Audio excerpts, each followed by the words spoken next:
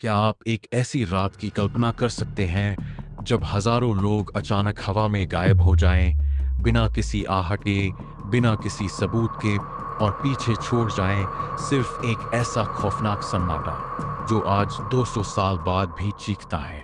राजस्थान का थार मरुस्थल।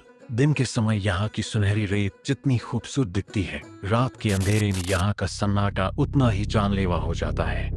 इसी मरुस्थल की गहराइयों में दफन है कुलधरा, एक ऐसा गांव जिसे दुनिया भुतहा गांव कहती है, लेकिन सच इससे कहीं ज्यादा भयानक है। आज हम उस खौफनाक रात के पन्नों को पलटेंगे जब एक ही रात में 84 गांवों के लोग हमेशा के लिए गायब हो गए और जाते जाते दे गए एक ऐसा श्राप जिसने इस जमीन को हमेशा के लिए बंजर बना दिया। बात 13वीं शताब्दी की है। पालीवाल ब्राह्मणों ने इस रेगिस्तान के बीच एक बेहद खुशहाल और समृद्ध समाज खड़ा किया था।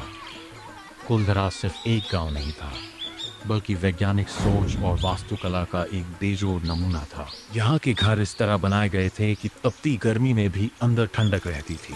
लोग खुश थे, व्यापार फल फूल रहा था। लेकिन हर खूबसूरत कहानी में एक विलेन होता है। 19वीं सदी की शुरुआत में जैसलमेर की रियासत पर एक ऐसे दीवान का साया पड़ा जिसका नाम सुनते ही लोग कांप उठते थे। सालिम सिंह, एक क्रूर, अय्याश और निर्दयी मंत्री।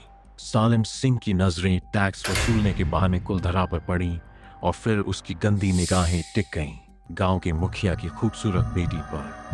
सालिम सिंह की सनक इस हद तक बढ़ गई कि उसने गांव वालों को संदेश भिजवाया, या तो मुखिया की बेटी को उसके हवाले कर दिया जाए या फिर अगले ही दिन पूरे गांव को तबाह कर दिया जाएगा।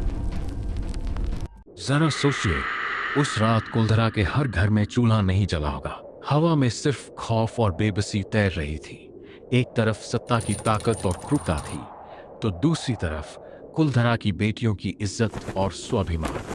मुखिया ने आसपास के सभी 83 गांवों की महापंचायत बुलाई। आधी रात को जब पूरी दुनिया सो रही थी, खंडहरों के बीच मशालों की रोशनी में एक ऐसा फैसला लिया गया जिसकी उम्मीद इतिहास ने कभी नहीं की थी। उन्होंने तय किया कि वे झुकेंगे नहीं, वे लड़ेंगे नहीं, वे बस छोड़ देंगे अपनी सदियों पुरानी मातृभूमि को। फिर शुरू हुआ इतिहास का सबसे रहस्यमयी पलायन। उस काली बिना चांद वाली रात में हजारों लोग, बूढ़े, बच्चे, औरतें अपने घरों से बाहर निकले। उन्होंने अपने मवेशी, अपने सोने चांदी के सिक्के, अपने अनाज, सब कुछ वैसे ही छोड़ दिया। किसी ने कोई आवाज नहीं की, पैरों की आहट तक को रेत ने अपने अंदर सोख लिया।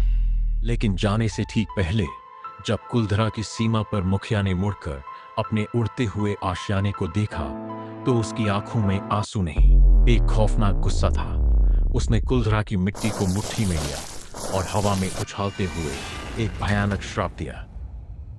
आज के बाद इस जमीन पर कोई भी दोबारा बस नहीं पाएगा। जो भी इस चौखट को लांघकर यहाँ रहने की कोशिश करेगा, वह मौत की नींद सो जाएगा। सुबह जब सालिम सिंह के सैनिक गांव पर कब्जा करने पहुंचे, तो वहां सिर्फ खाली घर थे। कोई जिंदा इंसान नहीं था। वे लोग कहां गए, कैसे गए, रेगिस्तान के किस कोने में समा गए? यह राज आज भी राज है। आज कुलधरा भारतीय पुरातत्व सर्वेक्षण के अधीन एक वीरान खंडहर है। सूरज ढलने के बाद यहाँ किसी को भी रुकने की इजाजत नहीं है। जो लोग दिन में यहाँ घूमने आते हैं, उनका कहना है कि यहाँ की दीवारों से आज भी रोने की, फुसफुसाने की और चूड़ियों के खनकने की आवाजें आती हैं। ऐसा लगता है जैसे हवा में कोई लगातार आपका पीछा कर रहा हो। पैरानॉर्मल एक्सपर्ट्स ने जब यहाँ रिसर्च की, तो उनकी मशीनों ने अजीबोगरीब ऊर्जा और परछाइयों को रिकॉर्ड किया। कुलधरा आज भी चीख चीख कर गवाही दे रहा है कि कुछ रहस्य ऐसे होते हैं जिन्हें कभी सुलझाया नहीं जा सकता। तो क्या आप में हिम्मत है कुलधरा की गलियों में एक रात बिताने की? या आप भी मानते हैं कि कुछ श्राप वक्त के साथ और गहरे हो जाते हैं? नीचे कमेंट में बताएं और ऐसी ही खौफनाक सच्ची कहानियों के लिए चैनल को सब्सक्राइब करना न भूलें।